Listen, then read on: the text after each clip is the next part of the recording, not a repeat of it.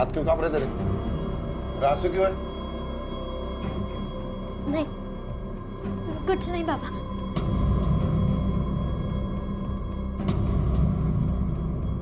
कितनी बार बोला तुझे खाने के बीच में पानी नहीं पीते? ऐसे मॉल में खाना बिना पानी के गले से नीचे नहीं उतर रहा है। तो मत खाओ।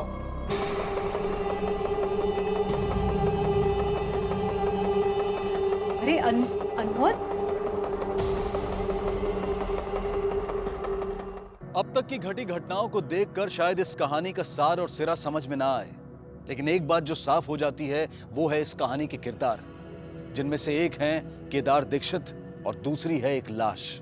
जी हां, एक जवान लड़की की लाश जिसे इस शख्स केदार दीक्षित ने अपने घर में छिपा कर रखा है। एक लाश के अपने बीच होने के एहसास से जन्मा डर इस परिवार के हर सदस्य के चेहरे पर दिखाई दे रहा था, लेकिन किसी में इतनी हिम्मत नहीं थी कि वो केदार दीक्षित से कुछ कह सके।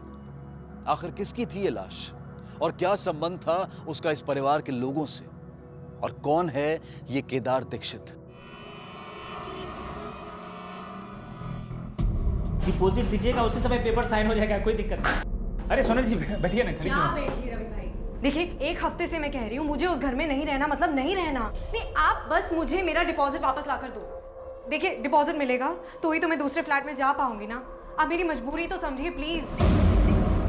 सोनल जी, आपको भरोसा नहीं होगा, ये देखिए, ये 5 मिनट भी नहीं हुए हैं अभी आपके जो ऑनर है ना मोहन जी से बात किए हुए। अरे रवि भाई, आपको तो पता ही है ना कि जो एग्रीमेंट होता है, रेंट एग्रीमेंट, वो 11 महीने के लिए होता है। अब जो भी मजबूरी हो आपको 7 महीने में खाली करना है, तो बस मोहन जी का ये कहना है कि थोड़ा सा वक्त। थोड़ा रवि भाई, थोड़ा टाइम, मैं एक पल नहीं रहना चाहती उस मनहूस घर में।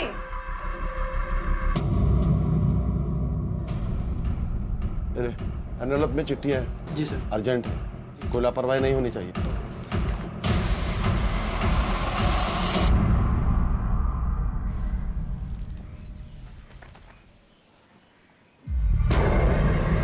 ओ ताई, यहाँ पे जमीन इतनी नरम नरम क्यों है? ए, क्या कर रही है तू? हट यहाँ से, हट, हट यहाँ से, हट। यहाँ आकर कपड़े क्यों निचोड़ रही है? तुझे बोला था ना सामने कपड़े सुखाने के लिए, घर के पिछाड़े क्यों आई तू? मैं पहले भी तो यहाँ कपड़े सुखाती थी। मुझसे जबान लड़ा रही है? अब तेरी कोई जरूरत नहीं, कल आके तेरा पूरा हिसाब कर लेना। चल यहाँ से निकल। मेरी बात तो सुनो ताई, सुनो, निकल यहाँ से, निकल। क्या हुआ? हाँ? क्या हो रहा था इधर? वो राधा यहाँ आकर कपड़े सुखा रही थी। आप इतने जल्दी कैसे आ गए? मैं कुछ दिन के लिए वैद की दुकान बंद किया। दुकान बंद कर दे? ये क्या पागलपन है? घर कैसे चलेगा? घर चलाने का काम मेरा है, तू उसकी चिंता मत कर। अब मैं जो कर रहा हूँ पागलपन नहीं है, ये बात अच्छे से समझ ले तू।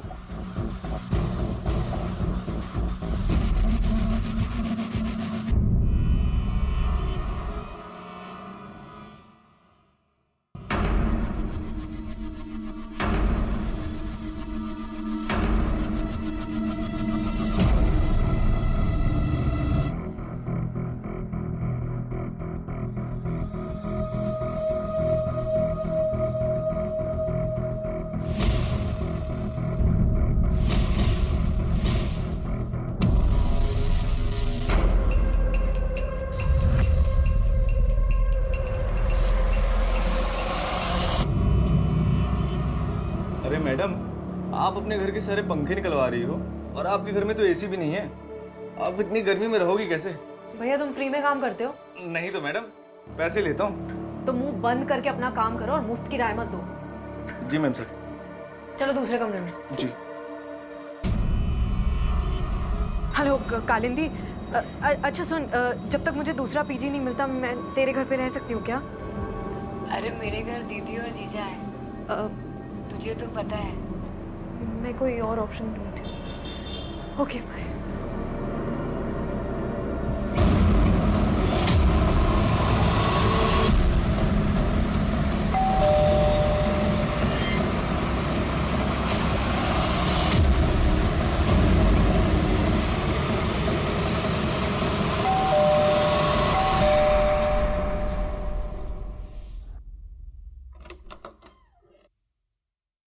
अरे मोहन भाई, आप आइए आइए। देखिए मोहन भाई, आप प्लीज मेरी कंडीशन समझने की कोशिश कीजिए। माता पिता मेरे हैं नहीं, एक भाई है। अपने घर का खर्चा, भाई की पढ़ाई सब मैं ही देख रही हूँ। आप प्लीज़ मेरा डिपॉजिट का पूरा पैसा लौटा दीजिए ताकि मैं कोई और घर जाके देख लूँ। देख सोनल, दूसरा किराएदार मिलेगा ना, उसकी डिपॉजिट में से तेरे 50,000 लौटा दूंगा।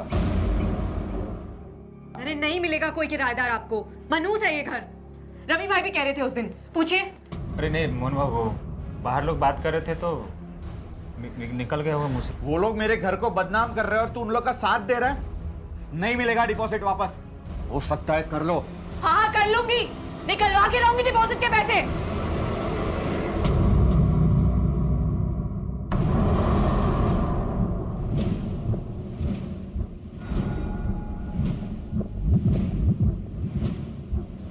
अहो, अनमोल स्कूल से घर आया ही नहीं। वो अपने दोस्त यश के यहाँ रुका है और कह रहा है कि यहाँ आएगा ही नहीं। जाओ बेटा, तुम अंदर जाओ, दरवाजा बंद कर लो। चल पापा, पापा मेरी बात सुनो, मुझे इस घर में नहीं जाना है पापा।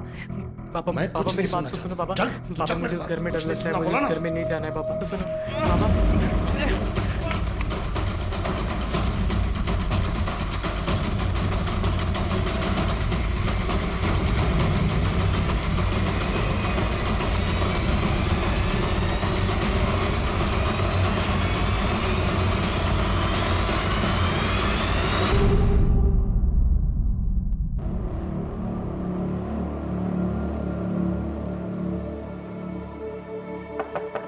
अनमोल,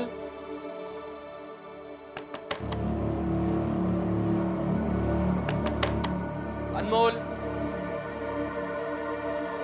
अनमोल, अनमोल, अनमोल, अनमोल।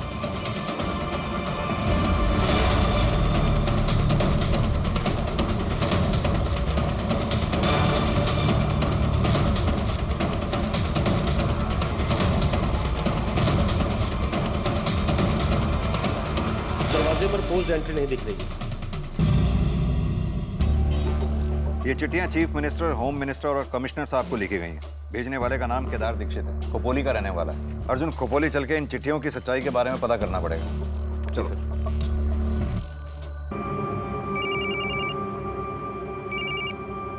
हेलो, पीएसआई पाटिल बोलता है का? हाँ जी पाटिल बोल रहा हूँ। मैं क्राइम ब्रांच में पीएसआई अर्जुन लोखंडे बोलता हूँ। हाँ बोलिए लोखंडे जी। अच्छा, आपके पुलिस स्टेशन के एरिया में कोई केदार दीक्षित नाम का आदमी रहता है क्या? केदार दीक्षित? हम तो केदार दीक्षित के घर पर ही हैं। क्या?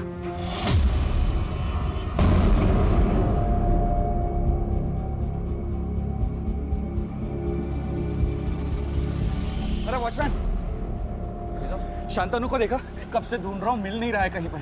नहीं तो साहब, अगर आपने देखा शांतनु को? मोहन भाई सुनो ना। ए सोनल देख, प्लीज अभी डिपॉजिट की बात मत करना, मैं बहुत परेशान हूँ। मैं जानती हूँ आप क्यों परेशान हो। आइए आपकी परेशानी का हल बताती हूँ।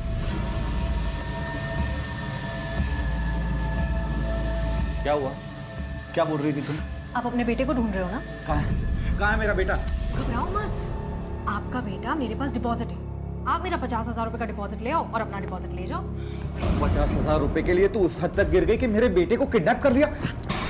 अपने बेटे पर बात आई तो आपने भी हाथ पार कर दी, गला पकड़ लिया मेरा। वो 50,000 रुपए मेरे लिए भी बहुत कीमती हैं। तो मोहन भाई, मुझे मेरा पैसा लाके दो और आपका बेटा आपके घर पहुंच जाएगा।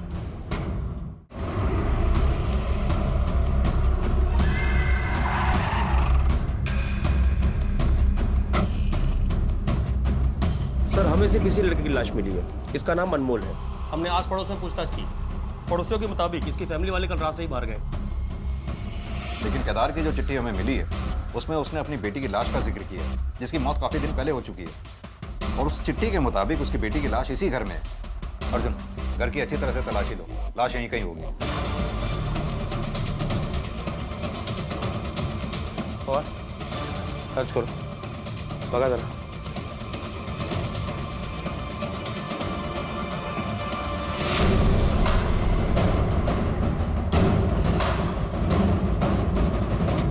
सर, मैं दोस्त हूँ अनमोल का, अपने नोट्स लेने आया था। यहाँ आकर देखा तो अनमोल की लाश पड़ी थी।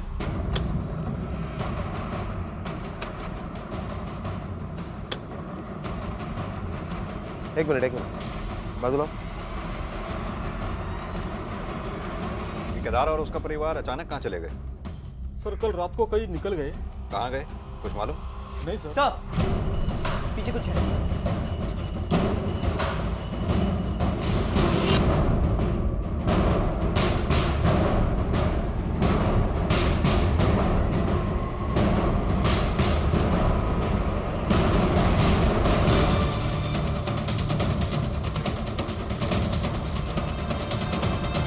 ये नीतू है, केदार भाई की बेटी।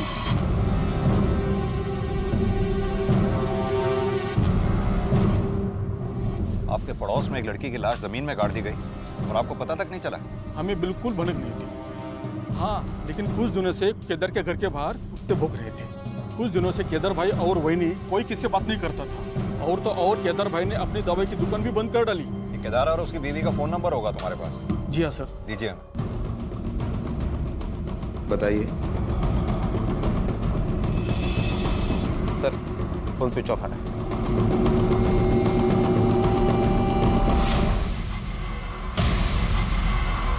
क्राइम ब्रांच ने उन चिट्ठियों की जांच की जो केदार दीक्षित ने न्याय की गुहार लगाते हुए पुलिस के आला अफसरों और नेताओं को लिखी थी।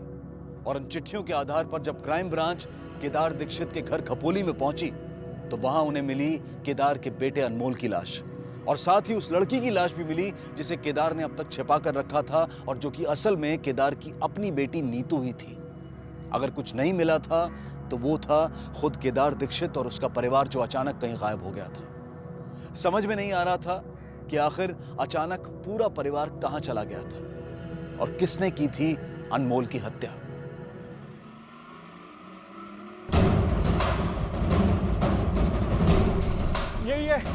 यही है वो लड़की। बोल मेरा बेटा किधर है? हाँ, इससे मेरे बेटे को किडनैप किया है सर। सर मैंने किडनैप नहीं किया, मैं तो सिर्फ इन्हें डरा रही हूँ। इनका बेटा है कहाँ? सर आइए सर। शांतनु बेटा आजा आजा। सर मैं तो अपना डिपॉजिट वापस लेना चाह रही थी सर। इससे आसान तरीका नहीं मिला तुम्हें कोई? सर मैं कितने दिनों से इनको। बेटा ये यहाँ पर आपको जबरदस्ती लेकर आई थी? नहीं, दीदी ने बोला कि हम लोग वीडियो गेम खेलते और मैं यहाँ पहुँची। यादव बच्चे का बयान दर्ज कर लो और इसे थाने लेके चलो। सर मैं तो कुछ नहीं किया। सर आप प्लीज मेरी बात तो सुनिए। दीदी ऐसा करने की क्या जरूरत थी आपको? अरे तो क्या करती मैं नामित, उस घर में एक पल नहीं रह पा रही हूँ मैं, और मोहन भाई डिपॉजिट वापस करने को तैयार ही नहीं है। हाँ दीदी, पर ऐसा करने से आपको। तुम ज्ञान मत बांट मुझे, समझा? तू एक काम कर, तू रवि भाई से जाके मिल और उन्हें बोल कि मोहन भाई को समझाए कि ये केस वापस ले ले। ठीक है। पुणे पुलिस से यह कंफर्म हुआ है कि केदार दीक्षित की बेटी नीतू की लाश पुणे के शुभचिंतक सोसाइटी के फ्लैट नंबर 401 में 16 अक्टूबर को पंखे से लटकती हुई पाई गई। पोस्टमार्टम रिपोर्ट से यह भी साफ हो रहा है कि दम घुटने की वजह से और गले की हड्डी टूटने की वजह से उसकी मौत हुई। सर एक गोष्ट मुझे लक्षात येत नाहीये, जो बाप अपनी बेटी की सुसाइड केस को मर्डर केस साबित करने के लिए इतनी कोशिश कर रहा है, उसकी लाश संभाल के रख रहा है, अलग अलग जगहों पर चिट्ठियां लिखकर उसके दोबारा पोस्टमार्टम की रिक्वेस्ट कर रहा है, अब वही बाप अपने फैमिली के साथ गायब है जबकि उसके बेटे का यहाँ पर मर्डर हुआ है। अपने खबरियों को अलर्ट करो, केदार की फैमिली के फोटोग्राफ्स उन्हें भेजो, और हाँ केदार के बेटे अनमोल के पोस्टमार्टम के साथ साथ केदार की बेटी नीतू का भी दोबारा पोस्टमार्टम कराओ। Okay sir.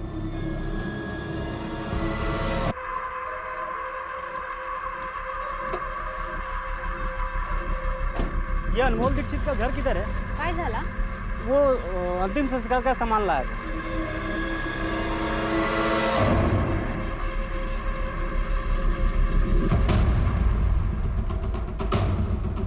किसके कहने पे लेके आया ये अंतिम संस्कार का सामान? यहाँ भी पोस्टमार्टम नहीं हुआ, फैमिली वालों का कुछ पता नहीं, और तू अंतिम संस्कार का सामान लेके आ गया। किसने कहा था लाने के लिए? ये एड्रेस है, कल आप अंतिम संस्कार का सारा सामान इस एड्रेस पे पहुंचा देना। पैसे आपको डिलीवरी के टाइम ही मिल जाएंगे। क्या यही लड़का था वो? हाँ सर, यही लड़का था।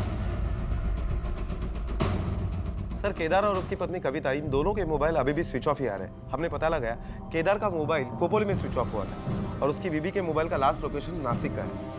सर ये अनमोल और नीतू की पोस्टमार्टम रिपोर्ट है। रिपोर्ट के मुताबिक अनमोल की मौत रात 10 से 12 बजे के बीच में हुई और उसकी मौत सर पर किसी भारी चीज के लगने की वजह से हुई। और नीतू की रिपोर्ट में क्या है? सर नीतू ने सुसाइड के पहले भारी मात्रा में नींद की दवा खाई थी उसके सिर पर अंदरूनी चोट भी थी, लेकिन नीतू की मौत की असली वजह फांसी लगना है। लेकिन वो सुसाइड करने के लिए ये सब क्यों करेगी? बड़ी अजीब बात है। पुरानी पोस्टमार्टम रिपोर्ट से नई वाली मैच नहीं कर रही। पहली पोस्टमार्टम रिपोर्ट में ना दवाइयों का जिक्र था, ना ही ब्रेन हेमरेज का। इसका मतलब केदार का दावा सही था कि उसकी बेटी का मर्डर हुआ। केदार दीक्षित और उसका परिवार या तो बहुत ही अलग और अनोखा था, या फिर इनके साथ कोई अनहोनी हुई थी। एक तरफ तो केदार दीक्षित अपनी बेटी की लाश को घर में छिपाकर पुलिस के आला अफसरों से उसके दोबारा पोस्टमार्टम की गुहार लगा रहा था, और वहीं दूसरी तरफ अपने बेटे की लाश को घर पर छोड़कर अपने परिवार के साथ भाग खड़ा हुआ था। क्राइम ब्रांच के लिए यह सबसे अनोखा केस था, लेकिन उन्होंने इसे एक चुनौती की तरह लिया और तहकीकात शुरू कर दी। सर, केदार अपनी बेटी नीतू का अंतिम संस्कार नहीं करना चाहता, तो फिर ये अनमोल क्यों?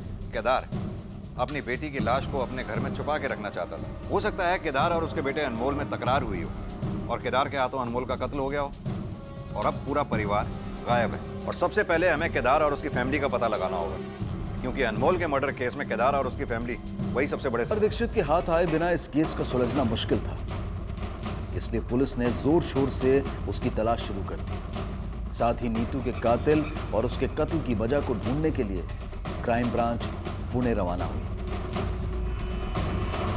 सॉरी सर, डॉक्टर की गलती की वजह से हम भी इस केस को आगे इन्वेस्टिगेट नहीं कर पाए, लेकिन अब हम आपको पूरा कोऑपरेट करेंगे। सर, ये वही डॉक्टर है जिन्होंने नीतू दीक्षित का पहले पोस्टमार्टम किया था। सॉरी सर, उस दिन 5-6 लाशों का पोस्टमार्टम करना था। वो शाम को मेरी बेटी की बर्थडे पार्टी भी थी, शायद जल्दबाजी में कुछ छूट गया हो। आपको जरा सा भी एहसास है आपकी इसी लापरवाही की वजह से एक मुजरिम खुला घूम रहा है? सॉरी सर, आगे से दोबारा ऐसा नहीं होगा। आगे से आप दोबारा कर भी नहीं पाएंगे ऐसा। इनके खिलाफ लापरवाही का चार्ज लगाइए। सर, आप जाइए, कोर्ट के नोटिस का इंतजार कीजिए। सर सॉरी सर, ले जाओ, दोबारा नहीं होगा ऐसा सर, प्लीज नहीं होगा सर। ये नीतू जिस फ्लैट में रहा करती थी, उस फ्लैट में नीतू के अलावा और कोई भी रहता था क्या? हाँ सर, उस फ्लैट में उसके साथ एक लड़की रहती थी जिसका नाम सोनल है।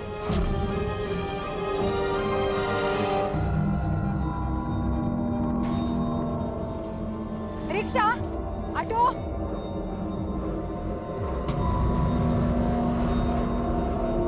भाभी, आप लोग कहाँ थे और कहाँ जा रहे हो? हम घर जा रहे हैं। आप लोग को पुलिस ढूंढ रही है। पुलिस? आपके घर से नीतू की लाश मिली है। लाश? भाभी, आप तो ऐसा बोल रही जैसे आपको कुछ मालूम ही नहीं है।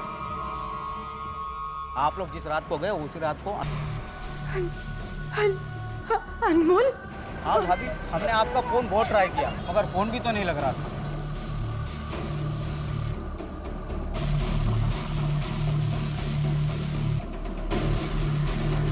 आप लोग सीधा घर चले जाओ, मैं भी पुलिस को फोन कर देता हूँ।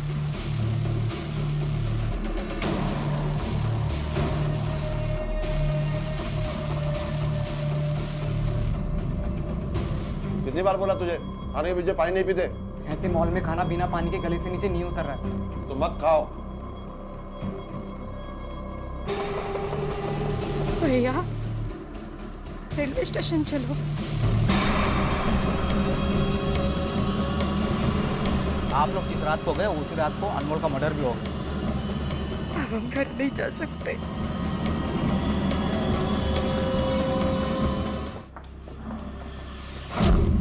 तुम इसे जानती हो? हाँ सर, ये नीतू का भाई अनमोल है।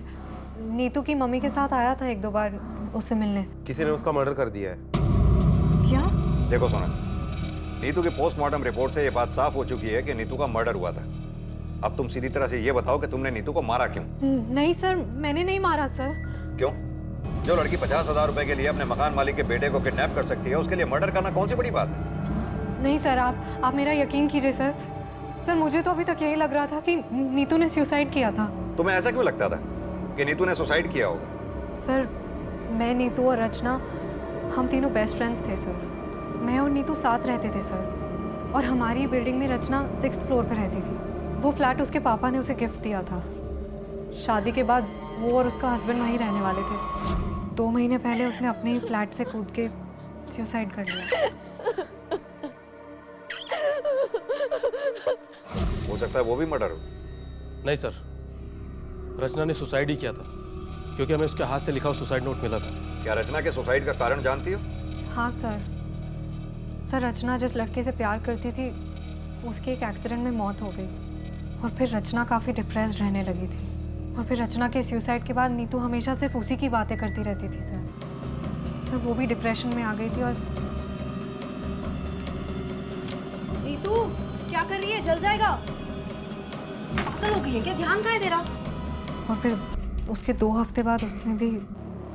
देख भाई नमित, अब तो इतना लायक तो हो गया कि ट्यूशन से अपना खर्चा निकाल ले, और मेरी कौन सी सैलरी बढ़ रही है, हाँ समझा?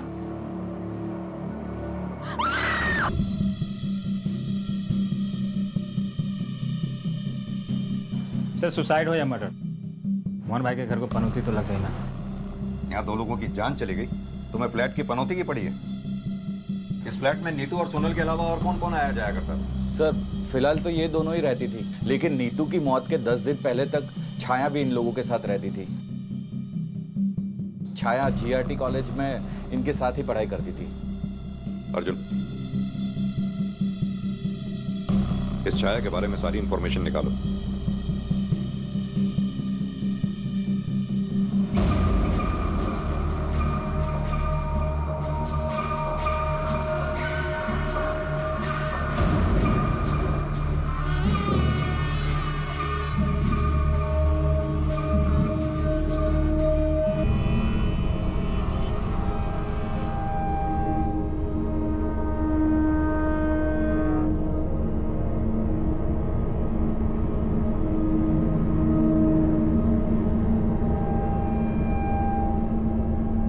मामा का घर इधर ही, तू मामा के घर जा। आई नहीं, आई प्लीज प्लीज मुझे नहीं जाना है। बाबू ऐसे नहीं करते, जा बोलते ना।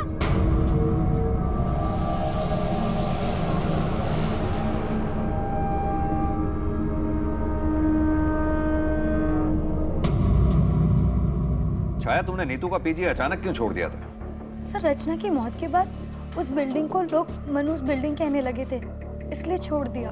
छाया, हमें पता चला है तुम्हारी फैमिली की फाइनेंशियल कंडीशन कुछ ठीक नहीं है। तुमने मेडिकल कॉलेज में स्कॉलरशिप लेने के लिए अप्लाई किया था। फर्स्ट सेमेस्टर में तुम्हारी रैंक 2nd थी और नीतू की 1st, और इस सेमेस्टर में तुम नहीं चाहती कि नीतू दोबारा फर्स्ट आए। 16 तारीख को जिस दिन नीतू का 1 से 3 बजे के बीच में मर्डर हुआ, उस दिन तुम उसी पीजी में देखी गई थी। तुम्हें वॉचमैन ने भी देखा था। सर मैं तो सिर्फ अपना सामान लेने गई थी।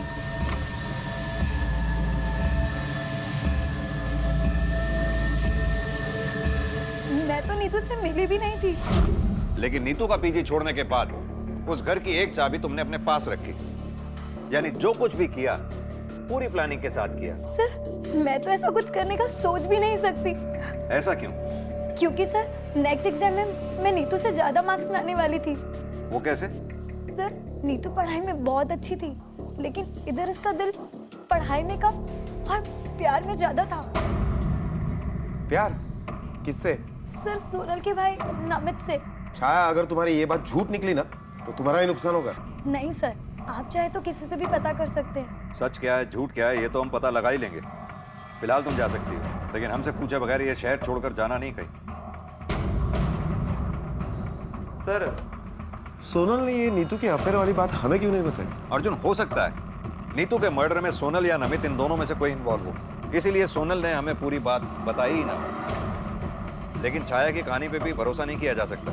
हो सकता है इसने अपने आप को बचाने के लिए कोई कहानी बनाई हो। ये छाया के स्टेटमेंट को क्रॉस वेरीफाई करो। Okay sir.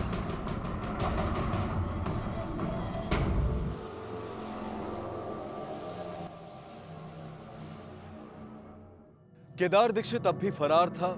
अनमोल की हत्या की गुत्थी अब भी गुत्थी बनी हुई थी। दूसरी तरफ सोनल अपने इस बयान पर अड़ी हुई थी कि नीतू ने आत्महत्या की थी, और उनकी पुरानी रूममेट छाया ने पुलिस के सामने खुलासा किया था कि सोनल के भाई नमित का अफेयर नीतू के साथ चल रहा था। पुलिस इस बात से हैरान थी कि अगर छाया की यह बात सच थी तो यह बात सोनल ने उन्हें क्यों नहीं बताई थी। कहीं ऐसा तो नहीं था कि उसका भाई ही नीतू का हत्यारा था, या फिर सोनल ने नीतू को अपने भाई से दूर करने के लिए खुद ही उसे मार डाला था और अब पुलिस को गुमराह करने के लिए यह आत्महत्या की झूठी कहानी सुना रही थी। बहरहाल अब सोनल से सख्ती से पूछताछ की जाने की जरूरत थी, जिसके लिए पुलिस ने उसे दोबारा पुलिस स्टेशन बुलाया। सर ये आप क्या कह रहे हैं सर? मैं और मर्डर? नहीं सर, मुझे तो नमित और नीतू के अफेयर के बारे में भी नहीं पता था। सर आपको किसी ने झूठी इंफॉर्मेशन दी है। बस, ज्यादा होशियारी नहीं। सीधी तरह से ये बताओ कि तुम्हारा भाई नमित इस वक्त है कहाँ पर? सर मेरे और नीतू दी के बीच कोई अफेयर नहीं था। बेटा ये भाई बहन के रिश्ते को बीच में लाके बचने की कोशिश मत कर। अगर ऐसा था तो फिर नीतू के हाथ में हाथ डालकर क्यों घुमा करता था? सर अब मैं क्या बताऊं आपको।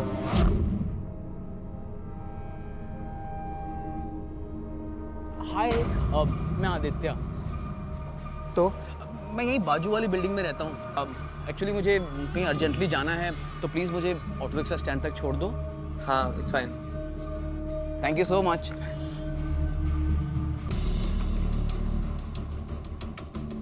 मैं तुम्हारे कंधे पे हाथ रख लूं?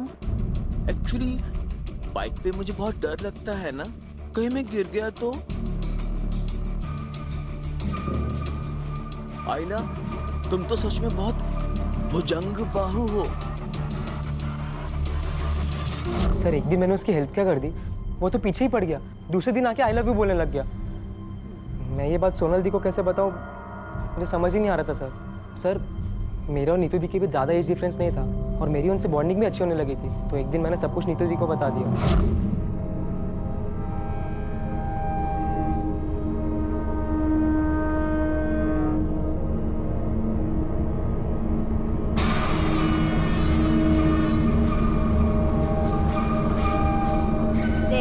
एक दो दिन ऐसे ही नाटक करेंगे गर्लफ्रेंड बॉयफ्रेंड होने का, फिर वो समझ जाएगा कि तू उसके टाइप का नहीं और तेरा पीछा भी छोड़ देगा। ये सही है। इस नाटक के बारे में सोनल को मालूम था? नहीं सर, सोनल दी को इसके बारे में कुछ नहीं पता था। मतलब तेरी कहानी सच है या नहीं, इस बात का कोई सबूत या गवाह है ही नहीं। जो गवाह थी नीतू, वो मर चुकी है। मतलब तेरी कहानी झूठ भी हो सकती है, कोई बात नहीं। अब तेरी कहानी का सच आदित्य बताएगा। नहीं सर, नहीं सर। मारेगा मत सर, मैं बर्दाश्त नहीं कर पाऊंगा सर। तो फिर सच सच बता, तेरे और नमित के बीच में सीन क्या चल रहा है? सिर्फ सीन नहीं सर, ये तो हमारी एक अधूरी प्रेम कहानी है। और इसी अधूरी प्रेम कहानी को पूरा करने के लिए तूने नीतू को मार दिया? नहीं सर, मैं तो खुद के काटे मच्छर को भी नहीं मार सकता हूँ सर, तो मैं नीतू की जान कैसे ले सकता हूँ? क्यों? प्यार में तो लोग दूसरे की जान तक ले लेते हैं।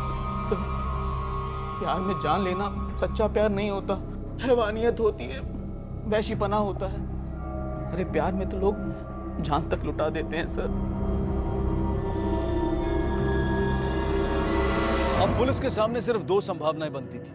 पहली, सोनल और उसके भाई नमित में से किसी एक ने या फिर दोनों ने मिलकर नीतू का कत्ल किया था, या फिर नमित से एक तरफा प्यार करने वाले इस लड़के आदित्य ने नीतू को नमित से दूर रखने के लिए उसे मार दिया था। पुलिस ने इन दोनों संभावनाओं को खंगालने की कश्मकश शुरू कर दी, लेकिन वो इस बात से अनजान थी कि जल्द ही उन्हें इस मामले से जुड़ी अब तक की सबसे बड़ी खबर मिलने वाली थी।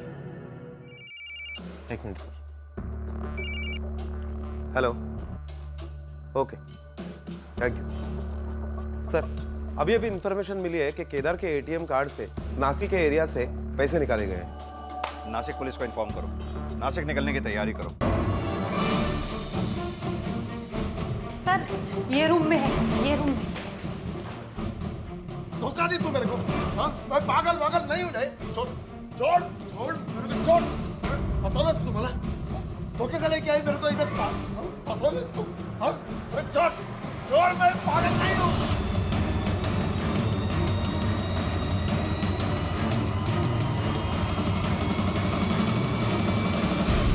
क्या केदार जी, हमें चिट्ठी भेजकर खुद भाग गए? ये लुका छिपी का खेल क्यों खेल रहे हैं हमारे साथ? सर आप मेरी बीवी को समझाइए, ये मुझे पागल समझ रही है। सर अपनी बेटी की लाश घर में कोई रख सकता है क्या? ये कोई समझदार आदमी का काम नहीं, इसलिए मुझे उन्हें यहाँ लाना पड़ा, और वो भी धोखे से। एक बात बताइए केदार जी, आप इतने दावे के साथ कैसे कह सकते हैं कि आपकी बेटी नीतू ने सुसाइड नहीं किया? सर रचना की मौत के बाद जब नीतू का फोन मुझे आया, मुझे रचना के बारे में सुनकर दुख हुआ बेटा। पापा दुख तो मुझे भी बहुत है, बस जिंदगी में कठिन समय तो हर किसी के जीवन में आता है, पर उस कठिनता से उबरने के लिए ऐसा सुसाइड नहीं करना चाहिए, गलत कदम है। जब मुझे नीतू की मौत की खबर मिली तो मुझे इस बात का पूरा यकीन था कि मेरी बेटी कुछ भी कर सकती है लेकिन आत्महत्या नहीं कर सकती, और यही बात मैंने कविता से भी कही। मुझे पूरा यकीन है हमारी नीतू का मर्डर होगा, पर मेरी बात कोई सुनने को तैयार ही नहीं है। मेरी समझ में नहीं आ रहा मैं क्या करूं। सबको चिट्ठी भी लिखी, पर आहो हे बघा, मैं कमलेश भैया से बात करती हूँ, उसका एक दोस्त नासिक में विधायक है, वो हमारी जरूर मदद करेगा और नीतू का दोबारा पोस्टमार्टम भी हो जाएगा। ठीक है मकसद, आज रातेच जाऊया। ये किधर लेके आई? ये तो हॉस्पिटल है। आओ, भाई ने यही बुलाया है। मुझे लगा कि इन्हें मेंटल हॉस्पिटल में भर्ती करके मैं वापस चली जाऊंगी। नीतू का अंतिम संस्कार करूंगी ताकि नीतू की आत्मा को शांति मिले। मैंने अनमोल को पूरी तैयारी करने के लिए बोल के रखा था, पण साहब मैं जा नहीं सकी क्योंकि यहाँ अस्पताल की कार्रवाई पूरी करनी थी, इसके लिए मुझे यहीं देर हो गई। केदार जी, हमने आपकी बेटी नीतू का दोबारा पोस्टमार्टम किया और पोस्टमार्टम रिपोर्ट के मुताबिक आपकी बेटी ने सुसाइड नहीं किया था, बल्कि उसका मर्डर हुआ था। बोला था ना मैं। आप बताइए कविता जी, आप क्यों भाग रही हैं? सब मैं डर गई थी, मुझे पता चला कि आप मुझे ढूंढ रहे हो और वो भी मेरे बेटे अनमोल की हत्या के शक में। साहब, मैं अपनी छोटी बेटी को इससे दूर रखना चाहती हूँ। क्या हुआ अनमोल? अनमोल को क्या हुआ?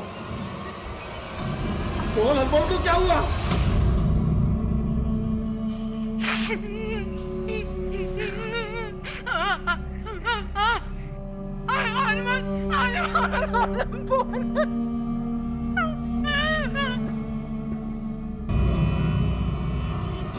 सर, मुझे लगता है अनमोल के मर्डर से बचने के लिए अपने बीबी के साथ मिलकर केदार ने मेंटल होने का नाटक किया होगा, ताकि अगर हम उसे पकड़ भी ले तो मेडिकल ग्राउंड पर उसे सजा में कुछ राहत मिले।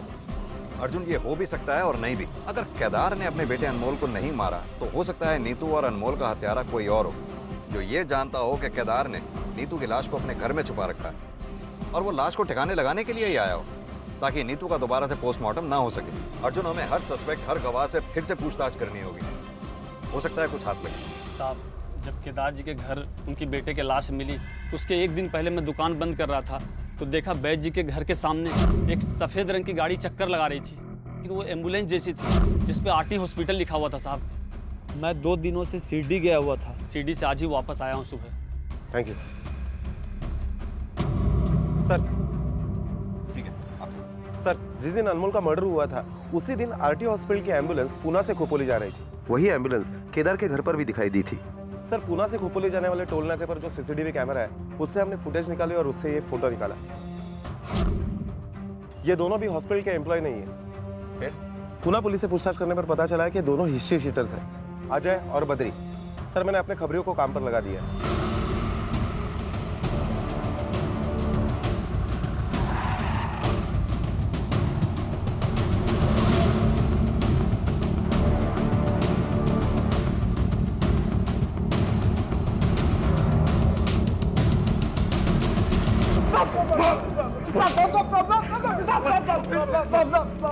बता, किसके कहने पे केदार दीक्षित के घर में गया था और क्यों गया था?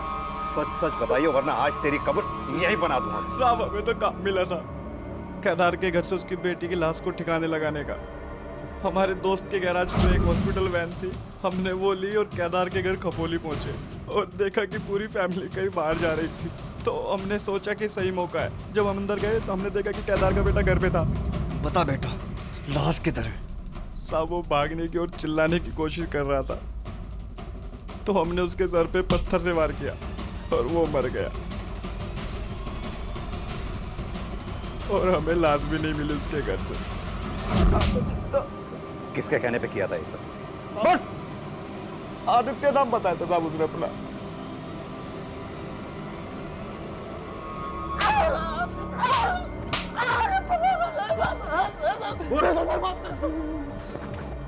ए, ठीक से देख, यही था ना?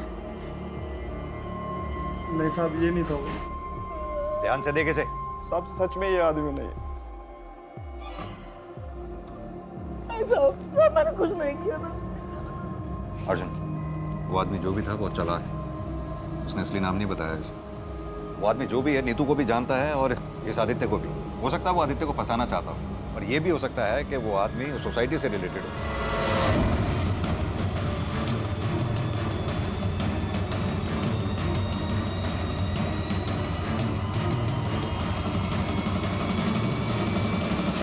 मोहन जी, मुझे आपसे नीतू के बारे में कुछ पूछताछ करनी है। सर प्लीज़, अभी नहीं, मैं बहुत अर्जेंसी में हूँ, मुझे रजिस्ट्रेशन करवाना है, मेरे फ्लैट की डील हो गई है। 5 मिनट तो रुक सकते हैं ना? सर 90 लाख का फ्लैट मैं 60 लाख में बेच रहा हूँ। थोड़ा भी लेट हो गया ना और उसका इरादा बदल गया ना तो फिर वो डील कैंसिल कर सकता है। सर वैसे भी नीतू के मरने के बाद सोनल ने भी फ्लैट खाली कर दिया, अब यहाँ कोई रहने को तैयार नहीं है। वैसे आपका ये फ्लैट खरीद कौन रहा है? यही वो आदमी था।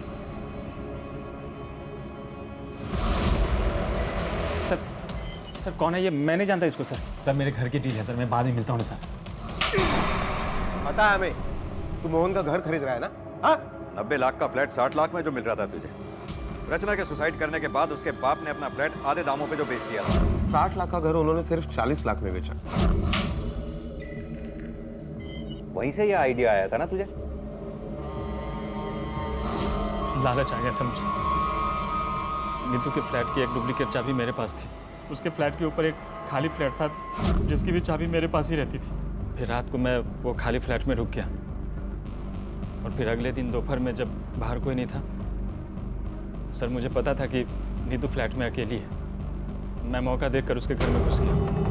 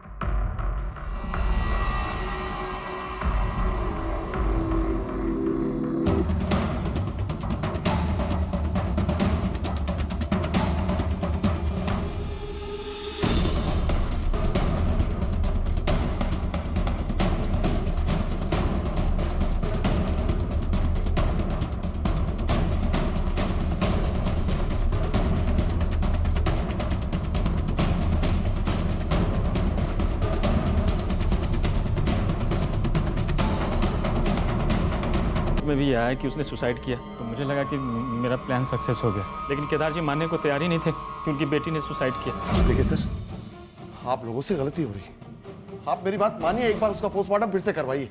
दोबारा पोस्टमार्टम नहीं करवा सकते, आप बात को समझने की कोशिश कीजिए और प्लीज बॉडी को ले जाइए। मैं अपनी बेटी की लाश तो लेके जा रहा हूँ, लेकिन जब तक आप लोग उसका दोबारा पोस्टमार्टम नहीं करवाएंगे मैं उसका अंतिम संस्कार नहीं करूँगा। सर मैं बहुत डर गया था।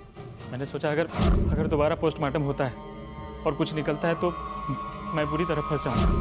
फिर मैं अजय से मिला और लाश चुरा के उसे ठिकाने लगाने का काम दिया। सस्ते फ्लैट खरीदने के चक्कर में एक बसे बसाए परिवार का पूरा घर बर्बाद कर दिया तुमने। अब यही है घर तेरा, सड़ेगा सारी जिंदगी इसी जेल में।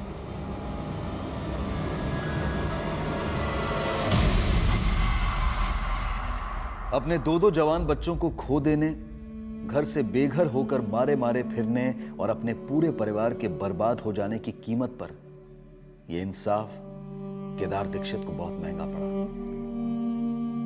मेडिकल एंट्रेंस एग्जाम में पास हो गई हो।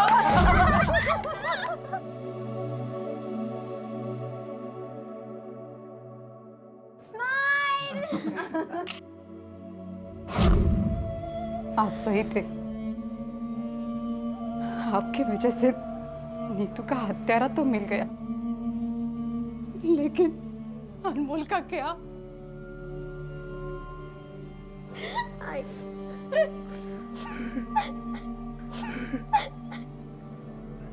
नीतू की ये कहानी उन सभी लोगों के लिए एक बहुत बड़ा सवाल है जो जुर्म, लालच और नाइंसाफी की इस तरह की घटनाओं को सुनकर और पढ़कर अफसोस जताते हुए ये तो कहते हैं कि ये दुनिया अब रहने लायक नहीं रही है, लेकिन इस सच्चाई को पूरी तरह से नजरअंदाज कर देते हैं कि कहीं ना कहीं इन हालात के लिए वो खुद भी जिम्मेदार है।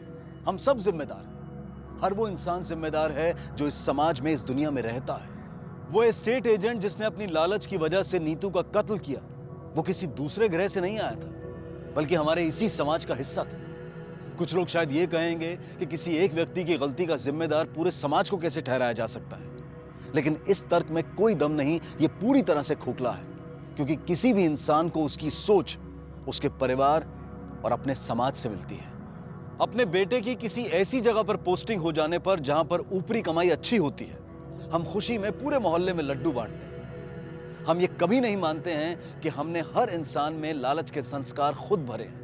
हमने पैसे को, रुपए को इतना इंपॉर्टेंट बना दिया है कि हर कोई उसे पाना चाहता है, फिर चाहे उसे पाने का रास्ता और तरीका कितना भी गलत क्यों ना हो। अगर हम चाहते हैं कि जो कुछ नीतू और उसके पिता केदार दीक्षित के साथ हुआ वो दोबारा ना हो, तो हमें अपने सामाजिक संस्कारों पर फिर से गौर करना होगा, शायद उन्हें बदलना होगा, वरना इस तरह के हादसे बार बार होते रहेंगे और फिर ये दुनिया वाकई में रहने के लायक नहीं रहेगी। इसी विचार के साथ अब मैं अनूप सोनी आपसे विदा लेता हूं। फिर मुलाकात होगी अगले एपिसोड में एक और चौंका देने वाले केस के साथ। तब तक अपना और अपने परिवार का ख्याल रखें और देखते रहें क्राइम पेट्रोल डायल 100। सबक एक को, सीख हम सबको। जय हिंद।